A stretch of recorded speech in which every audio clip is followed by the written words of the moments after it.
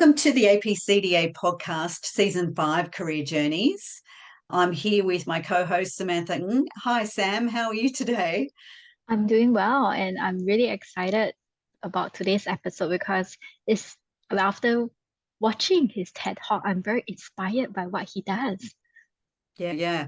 We've just spoken to Jimmy, and what were some of the things that stood out for you in this discussion with him? A couple of things, but if I will have to narrow it down, I think the first one is a very broad perspective of moving away from charity and working towards an impact building community enterprise.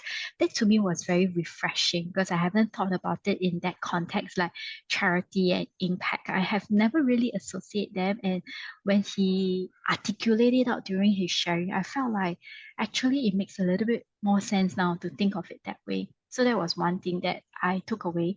Another thing that I took away was which was closer to heart because as a career practitioner, we are constantly in touch with individuals, right?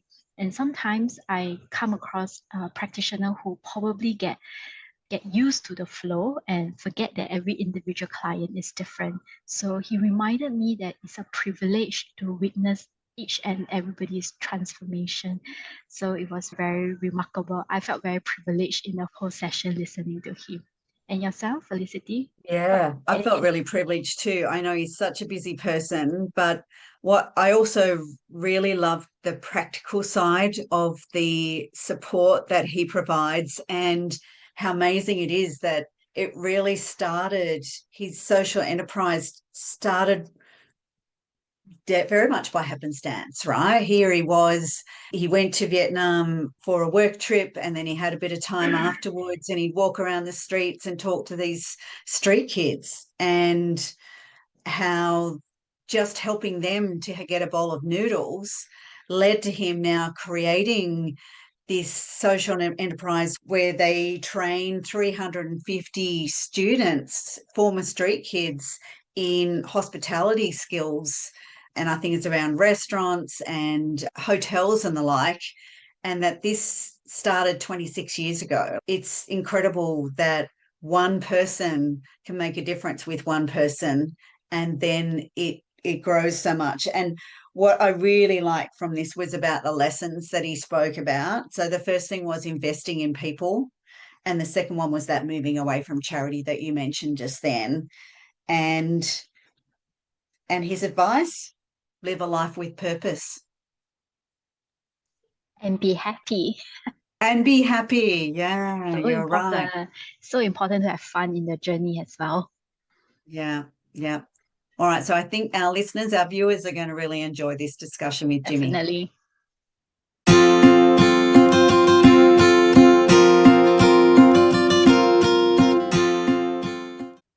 Hello, everyone. My name's Felicity Brown, and I would like to welcome you to episode 4 of season 5 of the APCDA Career Journeys podcast.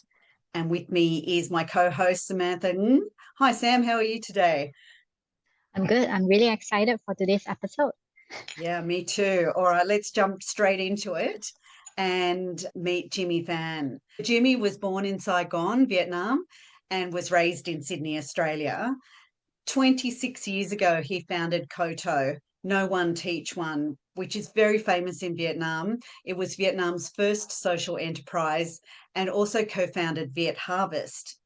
In 2013, he was honoured as a member of the Order of Australia, AM, for his significant contributions to the community, particularly towards marginalised children and youth in Vietnam.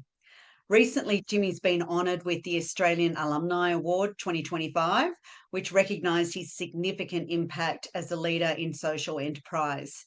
He also received an honorary Doctor of Business Administration and Management from RMIT University, Vietnam. Now, I know there's a lot more, Jimmy. That's just some of the highlights that I found. So, welcome to our podcast today. It's really our great pleasure to have you join us. And I would like to hear a bit more about who you are as a person, like deep down, what fascinates you, what drives you to these amazing achievements. Thank you, Felicity. Thank you also to, and hi to Sam. Thank you to APCDA for having me. And so, greetings from Vietnam, first of all, everyone, to all the listeners. So, my journey is let's start off with my where I was born. I was born actually in Ho Chi Minh. This is where, during a time where we call it the American War. And so, like a lot of people who fought on the wrong side. So, in the pretty much the beginning of the 70s, people were just scrambling to leave the country and settle in a new places. So you have France, Australia, US, and all that. And my family was one of them. I come from a very large family, so I'm the youngest. So my mom's Vietnamese and my father's Korean, but I look like Oh, a Maori. So go figures. But I grew up in a very lucky country, Australia, of course, and that's where I got most of my education. And a lot of Australians would have values of always fighting for the underdogs and all that. That was very instilled in me at a very young age. And part of that is my parents, of course, as well. That instill values and all that in me. And so I came back. I work in the travel industry, so I came back in the early, sorry, 1996. And for anyone who know Vietnam in 1996, we don't even have traffic lights, and most people were riding on bicycles. And we were just literally started the renovation policy, and a lot of people, 75% were under the ages of 25 years old, and 80% are rural. So we were desperately poor, I guess, and considered third world countries. I came back during that time, and that's where it changed my life, Felicity. So I met a couple of street kids that I called the walk that changed my life. And there began my journey in 1996. So I've been in Vietnam since then until now. So I consider myself now more Vietnamese in the sense that I've lived in Vietnam longer than I have in Australia. so you said you were working in the travel industry when you came back to Vietnam. What brought you back here? Was it work or something else? It was work, yeah. So I work for a travel wholesaler in Sydney, and they sent me back for the first time and to look at hotels and trips and all that kind of stuff as well. And upon completing that trip, I went for a walk. And in those days, so anyone who'd been in Ho Chi Minh would know that there was a lot of street kids selling coconuts. So they're walking around, and you can see it on the feet is they have the blisters and the ulcers and all that kind of stuff. And they walk literally for 15, 20 kilometers a day. And at night, they'll put their trolley up on the treetop because they're afraid of being beaten up and all that kind of the whole package when you're street kids. They shower next to an open sewer, which is in a river.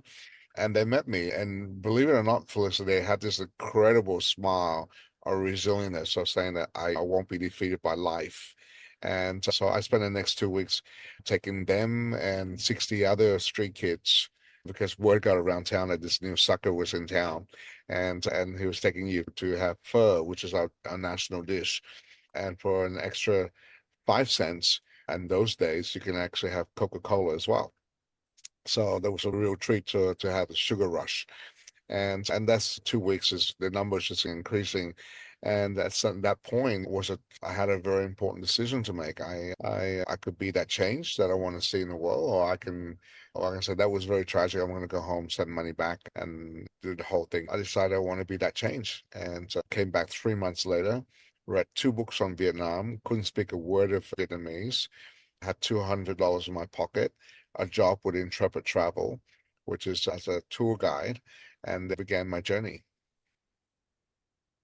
So when you went to Vietnam for your work there, did you have any inkling this was going to be a trip that would change your life? I am always indebted and very grateful to Intrepid Travel because when I went back and met those street kids, I decided I want to come back. I went and applied for the job, and when I applied for a job, the co-founder, Jeff Manchester, he said to me when he did the interview, "Why you want to go back to Vietnam?" I said, "Because I saw a whole bunch of street kids I want to be able to help." And his immediate reply was, "We'll help you." And they did. They've been a big supporter of KOTO. And 30 years, so on our 20th anniversary, I went back to Melbourne with Intrepid, and they're so big now. And I literally, when I told the story, I literally broke down and cried because I said at a time when no one believed in you, they did. And you had nothing, you don't know anything, mostly you don't know what you're doing. You just have this incredible burning desire to make a difference. You have no experience in development. You have no experience in hospitality. You have none of that. And your only guiding light was this incredible inkling or this fire within that said, I want to come back and make a difference. Wow, it's such an incredible story. You mentioned your parents instilled values in you. Tell us a bit more about those values. Mom was a product of Street Kid herself, so she was born in a very tough time during after the French left Vietnam. A lot of the time where there was a lot of unrest, I guess, in Vietnam when the division between the North and the South and all that kind of stuff. So Mom was actually from the North and she moved down South, and that's where she met my father, and she raised six children, and the time where she built her wealth, and at the height of the war, she lost everything, and then to start as a refugee and all that kinds of is a really tough time. And she's a person that couldn't read or write. And to take her to both my master graduation at RMIT in Melbourne and also in RMIT in Ho Chi Minh, where she sat, and I dedicate this whole academic to her, to say that someone who never know what it feels like to be in a classroom, and then finally to see your son be able to reach the highest academic qualification there is, it's an incredible feeling, and for her anyway. And so my dad is quite an educated gentleman. And actually, on the 23rd of last month, we celebrate his 30th anniversary of his passing. So my father passed away 30 years ago, and my whole family came to celebrate his life. So yeah, so both of them lived an incredible life of just, well, I guess my mom has been very proud of her heritage, and my father is always this very generous, giving guy, right? So I remember selling chocolate, raising money for World Vision when I was growing up, or working at the Mhm. canteen, or volunteering at the church, and all that kind of stuff. So all these values that I grew up not actually noticing how important it is until this much later in life, and you realize that this is all the things that your parents instill in you that was very important, that you are who you are because of that values. Yeah, great. So tell us a little bit more about what you're doing at the moment with KOTO and VietHarvest and anything else that you happen to be doing, like what problems you're solving and what do you love about what you do? Sure. So when I started this, I didn't come in with the intention, didn't come to Vietnam with the intention of starting this huge organization. I wanted to make a difference. So when I started the journey, it took me about 3.5 years of giving, I guess, kids that I see in Cambodia, in Vietnam, in Thailand, anyone that I see disadvantaged or underserved, I would give them money. So in a way, I gave them fish every day, and I forgot to teach them how to fish. And Mm, then it was 3.5 years later, the same kids, the nine street kids that I supported and rented house and put them through English classes and all that kind of stuff. They were postcard sellers and shoe shiners. And they told me that after 3.5 years, that everything I've done for them up until then, they've been basically taking me for a ride. Because why not? It was a free, they called me the fat turkey behind my back. Understandably, because they people who made them promises and then left. So so immediately when you see someone with an opportunity, of course you're going to grab it with two hands. Instead of saying to them that forget it, I'm really upset, I can't believe you used me, all that kind of stuff, I did the opposite. I said, okay, I understood why you did it. Now let's go. Let's work towards giving you a fishing rod, so you learn how to fish for yourself. And that's began the idea of opening something that's a bit more tangible for them. And I went everywhere in search, and they couldn't register me because in those days you can only either be an NGO or you're a business. There's no such thing as a social enterprise. But for me, is when I have a whole bunch of street kids who are grade 4, the obvious thing is to give them a marketable and a very tangible skill that they can learn by doing. And mm, hospitality, because of my background in tourism, my background was obviously I needed an output. So I opened the first sandwich shop, uh, where I took Uncle Toby's white wings and made made poppy seed cake, and bought a bread maker and all that kind of stuff, and teach them the best way I know how. And then from that small, tiny sandwich shop in 1999, we grew to the organization that we are today. And the lesson learned is there's always a point of pain along your journey, definitely, because it's the only way that you can become resilient. As long as you're resilient, that's the only way you can become stronger. And because it's just through all this falling down that you learn from this as well. So every journey, I'm very grateful for all the things I've gone through. Because when I started this, there's no social enterprise. So I was under this huge microscope of doubt. Why is he doing a business? So he must have agenda. He's working with a whole bunch of kids that, that what is his motive? He's extending this program for 2 years when vocational training was seen very lowly discarded in those days. They don't need to invest in people that long.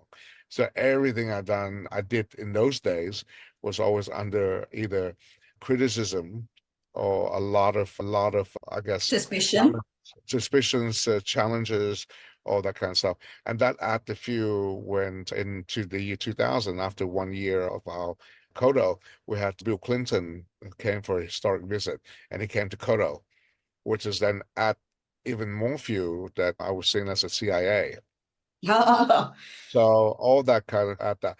But I'm so grateful because then I go through all this vetting of who I am, what I do, why I'm here, and what my agenda is, all that throughout this journey. And I'm very grateful for that.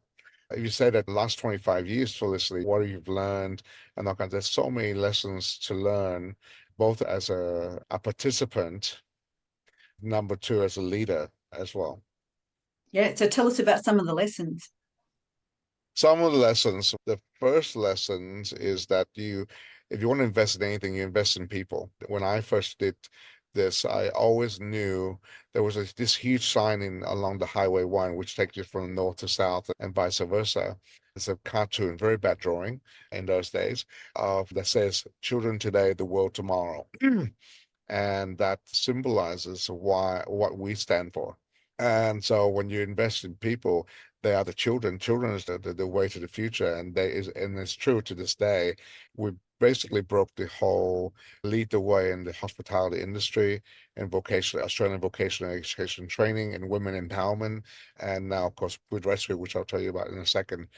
But investing in people is the best way.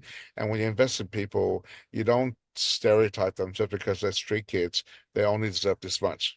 We invest in roughly about $10,000 per student.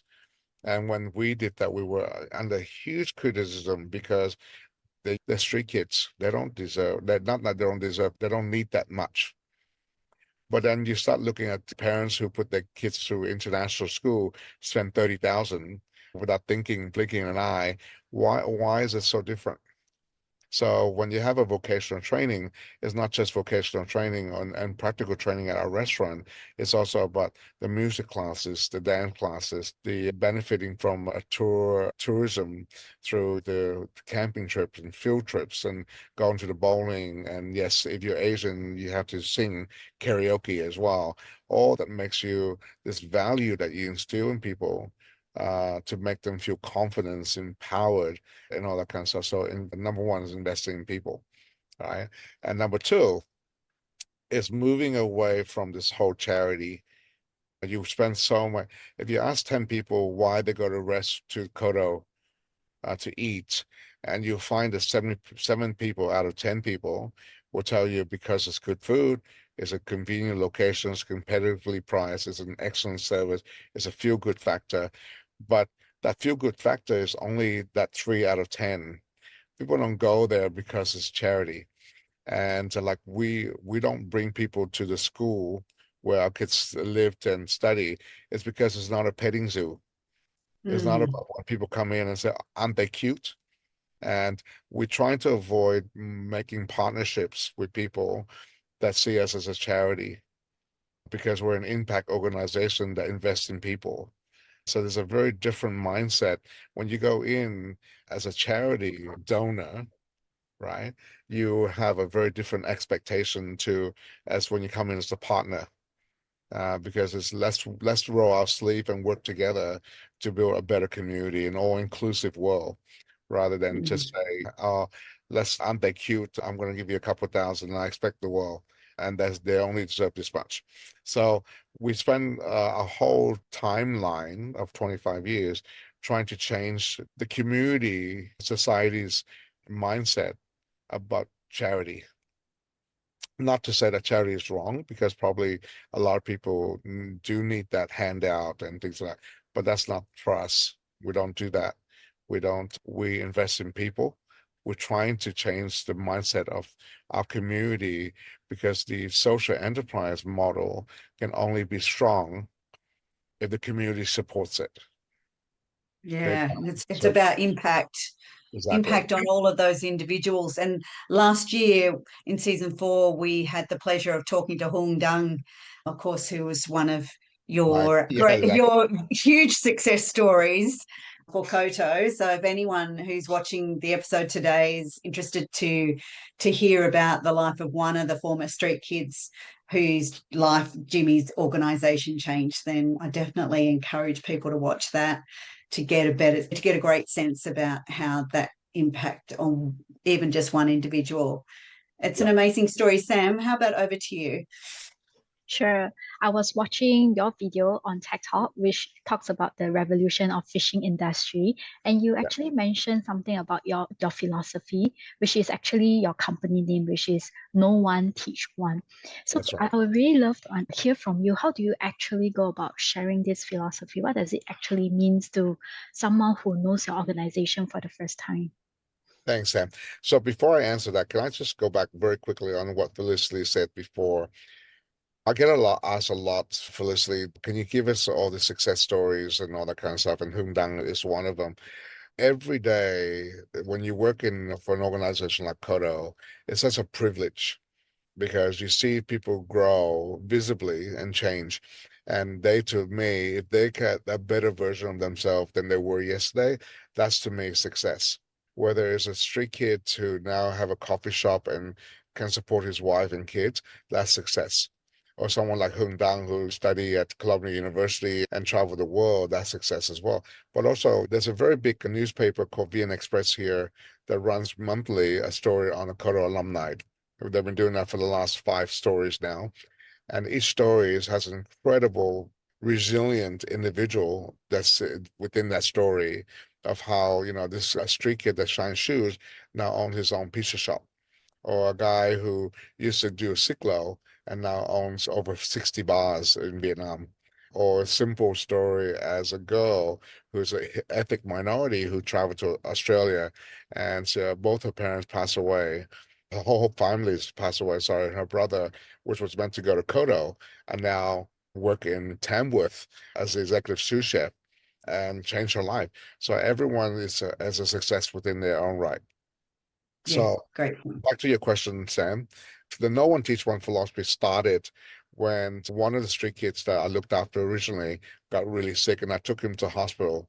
And he asked me a very simple question as to what do I want from all this after this 4 years of looking after us unconditionally and all that kind of stuff. When you come from and you know this more than anyone, Sam, is that when we come from Asia, family is everything. And when your blood and all that kind of stuff plays a prominent role. So they don't understand that someone who's not blood related, is not even an uncle, it can love them that much unconditionally. So when after 4 years of receiving, they start to ask that question, what do you want? And honestly, I couldn't give him that answer at that time. And only to go away and thought about it 3 months later, come back to with a reply as simple as I want you to pay forward, once help others. But the only way that you can help yourself is through education, knowledge, and empowerment. And that's where the No One Teach One. Now, if you ask the 350 students that we have at the moment, what do they want from, what is their interpretation of No One Teach One? And everyone will have a different answer for you. Because the idea is when you go in, if you're an older class, you teach the new class. If you're a new class, you teach for the one that never don't know anything. And when you graduate, when you go into all this hospitality 5 stars industry, immediately, if you tell them that you're a KOTO and the manager there most likely will be a KOTO as well, you have this instant membership into this community of just helping each other. And it doesn't have to be very complicated as to, I need to help, like Jimmy, a lot of people. I could just help one person. As simple as that, because if everyone plays a part, then you see that this is something that's incredibly effective, right? It's a ripple effect that you're creating. Additionally, if you look at the evolution of the way we help people, it started off as charity, then it went to CSR, and then it went to social enterprise. Now there's ESG. So everyone, the question begs, people beg the question is that everyone now has a responsibility to look after our fragile planet and the community that lives in it. It's no longer, it's Jimmy's job. Isn't it great? Jimmy's doing this great thing, helping people. And it goes back to the questions, why can't you do something as well? It doesn't have to be wait till you're 60 years old, own 5 houses, gray hair, have a lot of money to do good. You can do good by doing simple things. Simple as one person, you can change their life, Yeah. employ them into your company or something like that. Yeah, it sounds really beautiful. It's such a beautifully simple words, but it's profoundly impactful and you can interpret it in so many ways. And I was just wondering, in your decades of journey in this social enterprise with so many people adopting you, so many challenges, and somehow people take you for a ride in the earlier part where you mentioned what keeps you going? Is there ever a time whereby you say, okay, this is enough. I'm just going to pack up and go? These questions usually bring tears a lot to me, Sam. So if I become very teary, then you hit the soft spot. For me, is that I feel quite privileged. If you talk about it, this is 30 years of my work and my life and my legacy. And every time I looked at it, I look back, I feel incredibly privileged because I don't feel like I'm working. I'm feeling that I still talk with KOTO with passion. And I know there's not many people in this world that can do that. And that's probably a message within itself for people who want to live with purpose. And I have that. I found that. Of course, there's a lot of hard work to get there, but I did that. So the thing that keeps me up, sorry, that wakes me up each morning and try. And there's days when you have a lot of children in your family and you just your priority is to feed them. So you're in incredible debt because you can't play the suppliers, you can't do that because COVID and all that kind of stuff. But you still have this commitment to make sure they're healthy and they're happy. So each morning when I go to work, I get this incredible sea of smile with the greeting of good morning. A simple word as good morning can say, thank you for my future. So that's me is why I do the things I do. So that's very important. Thank you for sharing. I was very moved as well. Yeah, I'm just wondering, in the next phase in your career at this point in time, what would be the next step for you, for yourself, or for the organization? Yeah. So 95% of our staff at KOTO Enterprise alumni. So this whole go back to this whole know one, teach one. So KOTO is growing. We're building this massive international campus, which is built by a very big Vietnam conglomerates called Vingroup. So we're very privileged, and this allowed us to accommodate about 350 students and their livelihood and do it really well. And of course, that commitment is not for profit. As the team runs, a lot of the team now, head chefs, head trainers, directors, foundations, enterprise financial, or alumni, they're in very capable hands of running KOTO. So my job is to expand KOTO, expand the impact, and this is where the VietHarvest comes in and creating this ecosystems of impact. So for the last 7 years, we work with the Australian government, Australian aid, into women economic empowerment. So we've been doing so well. Women in leaderships, women from ethnic minority and rural areas, and all that kind of stuff as well. And we're going into community-based tourism and we're impact policies as well through this great funding relationship that we have with the Australian government. The priority is to say in 5 years' time, Sam, that through this little tiny project called KOTO, that we're able to train over 500 kids, student, underserved youth per year. We're able to rescue over 1,000 tons of food that otherwise would go into landfill and environment. But now we nourish Vietnam, over 1 million people. We can say that we trained over 500 women in leaderships and in getting them jobs. And we can say, finally, we can say that through this tiny little project called KOTO, we're able to help the alumni to go on scholarships, overseas placements, economic empowerment, and finally to get them to build capability and capacity for them to become these future leaders into this as well. So that's the next couple of years of goal for KOTO, is to widen the impact while maintaining the essence of what KOTO stands for, and that is an all-inclusive world where no one get left behind. It's so beautiful. I really love the work that you are doing. I'm based in Singapore, and I really have to say that we are very fortunate here and a little bit spoiled as well. So I think we have to be involved in some form of work that you are doing in Yeah. your bigger organization. Yeah. Thank you.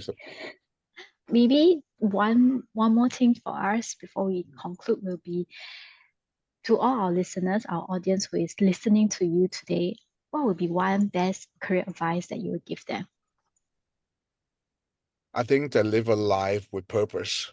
That's probably, if you look at how I evolved and how I grew as a human being through this work, KOTO gave me so much more than I could possibly give KOTO. So it's never about me saying doing all these great things for KOTO. So it's what I've learned in my journey of growth. And that's has been very privileged for me. If you live with purpose, you bring this incredible positive aura around you to people around you. And that creates this ripple of doing good things. And if you live with purpose, you always seems to be you're more healthier, you're a bit more mindfulness. So it's all, at the end of the day, it goes back to, it's all about you, which is what a lot of our people in this world now is very self-centered. So if you do good, you can actually be self-centered as well, if that makes sense. So if you live with purpose, then everything you do in your work and your life and all that kinds of trying to be inclusive to the people around you, and that's how the world can be a better place. And it doesn't have to be in this whole no one teach one KOTO. And the clear message is that it doesn't have to ask you to go and change the world. It asks you as just says one at a time. Exactly. I think when we ask people to live with purpose, the word purpose can be really a very big, bombastic word that sometimes is very hard to digest. Yet you have broke it down so simple for us. It could be just be inclusive, know one, teach one. We can teach somebody who doesn't know. I think that is a very good start if we are still in the pursuit of finding our purpose. Very well shared. Yes, just to start with just helping one person, and everyone did that, the world would be a much better place. Yep. Great. Jimmy, thank you so much for sharing more about yourself, like where you've come from and the amazing impact. And I really enjoyed when you were talking about what success looks like. Yes, we spoke to Hong Dong. She's on one side of things, but it sounds success is what you think success is. Success is just making a difference and being better than you were yesterday. Being happy.